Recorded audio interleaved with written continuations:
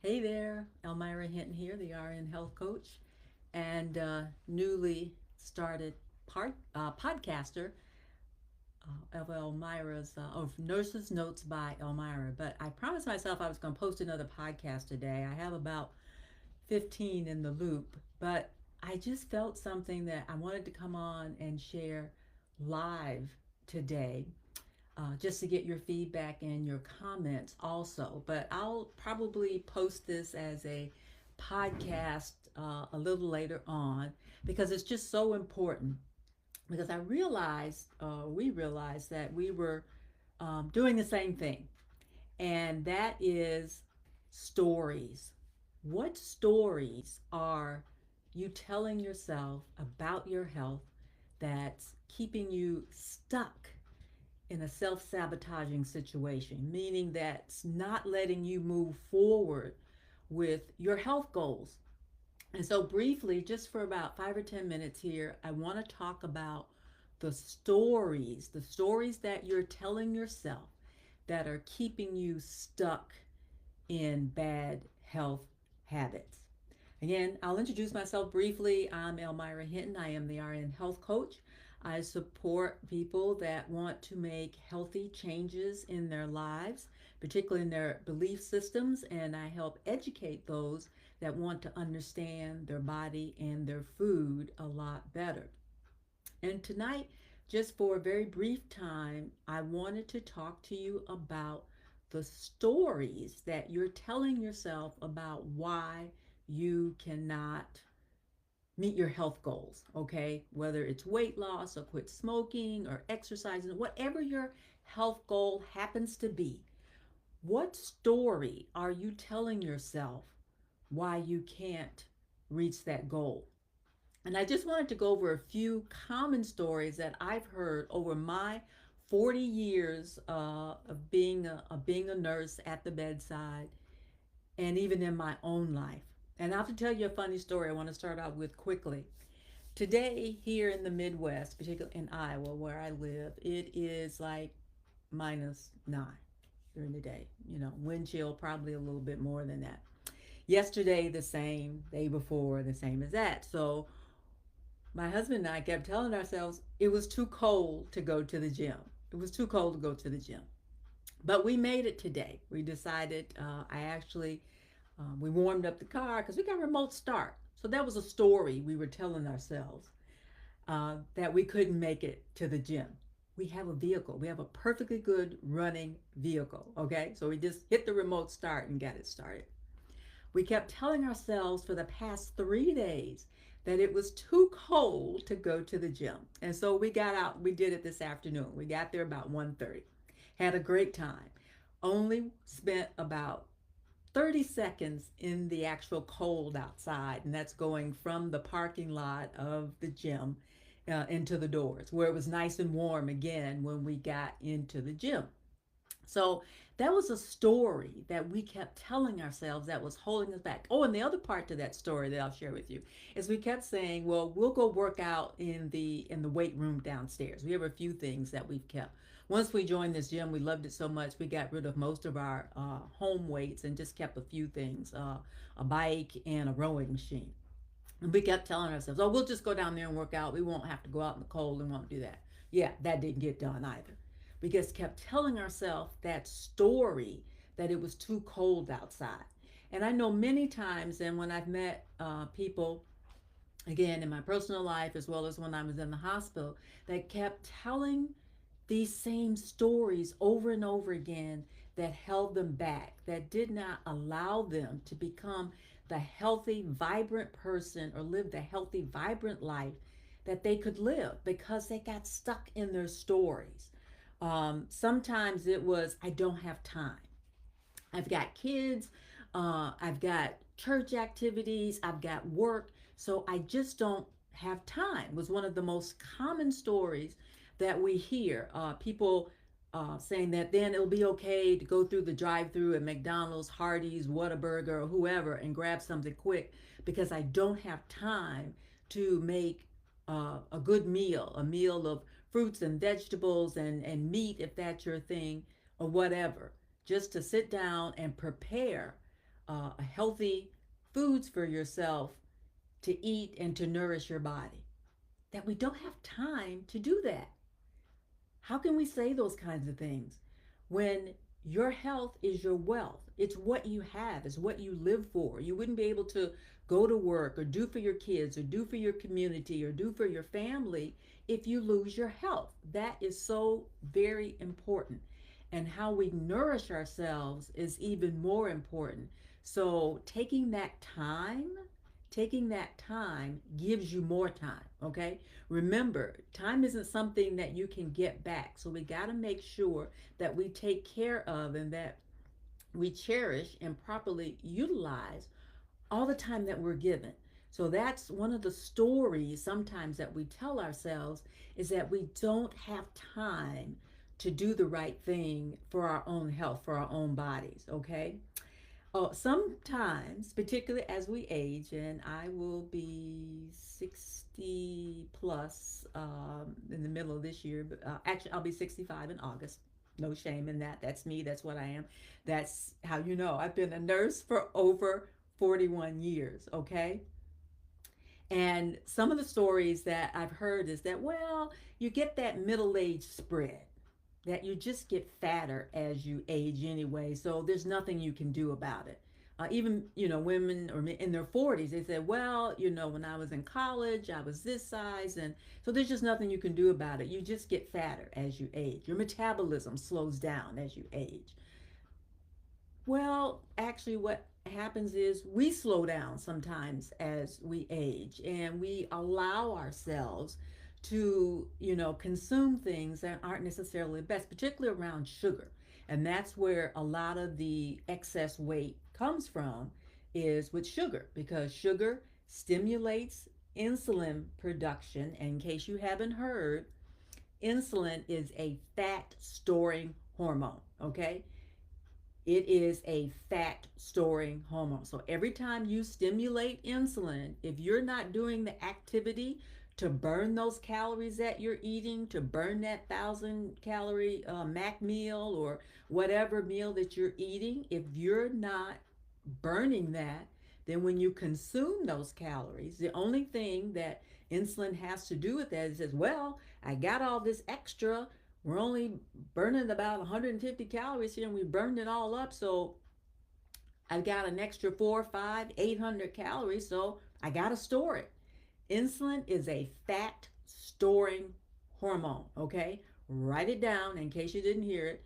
Insulin is a fat storing hormone. So every time you eat, and particularly when you eat things that are high in carbohydrates, and insulin has to be released, it is a fat storing hormone, okay?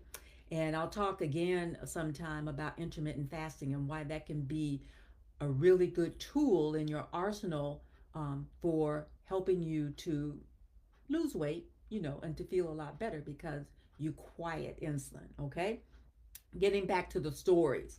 Um, I'm big boned. Now, I know a lot of you have heard that before. People go, well, I'm just big boned, so, I get to carry a little extra weight on me because I'm big boned. No, not that much. Bones are pretty much, the same size in everybody. And so we all carry different amounts of weight on us and fat, and we store it in different places. Women tend to store it in their hips and in their middle. But that's just the way it is. That's what happens when you consume extra calories, and insulin has to have some place to store it. So depending on how stressed you are, if you're high cortisol like I was, you store it a lot in your middle and you carry this big belly. If you're a woman and you kind of manage, you got a lot of stress, but you manage it pretty well, you might see it more in your hips. But insulin is a fat storing hormone, and being big boned is a story that we tell ourselves to allow ourselves to consume more and to stay stuck in an unhealthy body, okay?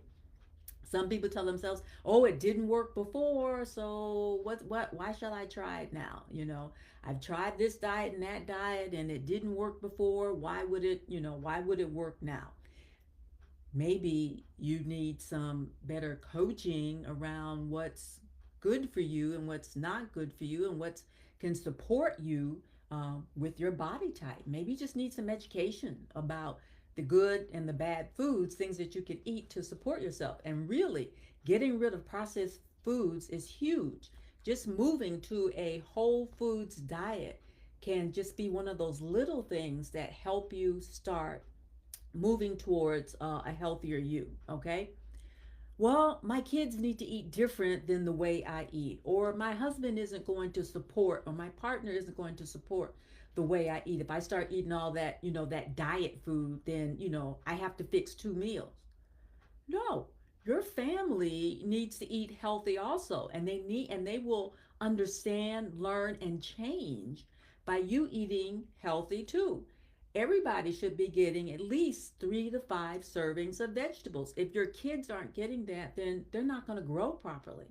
But if they grow up on a diet and a regular eating habits of having fresh fruits, vegetables on a daily basis, 3 or 4 times a day. My routine is I like lunch to have raw vegetables. I really like to consume raw vegetables and cook vegetables for dinner. Vegetables need to be a big part of your eating plan. I'm not talking about the starchy ones, particularly like corn. I'm talking about cruciferous vegetables like broccoli, kale, lettuce, all those, kind of vegetables that really carry a high punch of nutrition for you, okay? So that needs to be incorporated in your plan, and that's what your whole family needs to be eating if they're going to be healthy. Sometimes I've gone into homes and I see 3 to 6 boxes of cereal sitting on top of the refrigerator. Cereal has no nutritional value whatsoever. So if you're eating cereal in the morning, you're really giving yourself a really poor start because all you're doing is pouring in sugar, pouring in sugar. Just not a good way to start the day with a box of cereal. And I'm not kidding you. I've walked into people's homes, friends and colleagues and whatnot, and you can see 3 to 6 boxes of different types of cereal on top of the refrigerator because that's what they're consuming. And it totally has absolutely no nutritional value at all. If anything, they have to fortify it to make it have some nutrition. And those things that it fortifies with are usually not very bioavailable. It means you consume them and they just pass through the gut because your body just can't absorb it. Fruits and vegetables, whole foods, unprocessed foods are what you need to be eating. Fish, and if if you're a meat eater, obviously pork and fish and lamb, chicken, turkey, those type of proteins, very, very important. All the nuts, all those things, very, very important. So it's these small changes that can help you change your story about why you can't get healthy, about why you these small consistent changes. Maybe you change out your morning cereal for a couple of boiled eggs and a piece of fruit. Maybe you look at eating a large salad and some grilled chicken. Maybe you look at food prep, like you take a day, maybe a Sunday or a Wednesday, and you prep your lunches. Why? Because it's so important. It's vital to your health. Those small changes can make a significant difference in your wellness, okay? Sometimes, and I don't know who these people are, I keep hearing, they said this, it can't be done. Um, some people, a lot of people are using the GLP-1s, the semaglutides and the Manjaros, the Wegovys, and things like that. And those can be great drugs, and they are, that can help people. But those who haven't even tried them sometimes will say stuff like, well, I've heard people have really bad side effects from them. Honey, life has side effects. Heartbreak. Sometimes people have really bad headaches. People lose people that they love, or they, lose their jobs or something like that. Life has side effects, okay?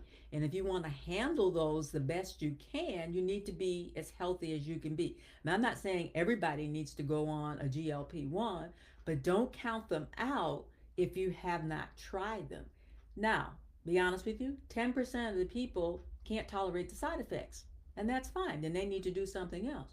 But if you can and it works for you, they can be a great alternative to helping support you to getting to that healthy you that you want to be. You need to talk to your healthcare professional about that, okay?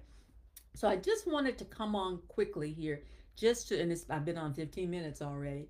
And in the comment section, if you could do me a great favor and just put down what's your story, what's holding you back from making those healthy changes. Is it time? Is it family? Is it commitment? Is it something else? I'd love to hear. What's your story? What's holding you back from being the healthiest, most vibrant version of you? Okay? What are those stories? We can dispel, we can get rid of those stories in an instant. We can get rid of those stories. Change your story, change your life. I did this afternoon. I told myself it was too cold, or my husband, we told ourselves it was too cold. We put on coats, we started the car, and we went. It wasn't too cold. Change your story, change your life. I'm Almira Hinton, the RN Health Coach and brand new podcaster of Nurses Notes by Almira. I hope you listen. I'll be posting some new material from the podcast very soon on my timeline here, and also you'll be able to find it on Spotify, Nurses Notes by Elmira. Okay? So thank you so much for listening today, and I would appreciate your comments. I would love to hear your story for why you can't be the healthiest version of you. What's holding you back, and how can we get rid of it? I'll answer that part for you. Thank you so much. Talk to you soon. Bye bye.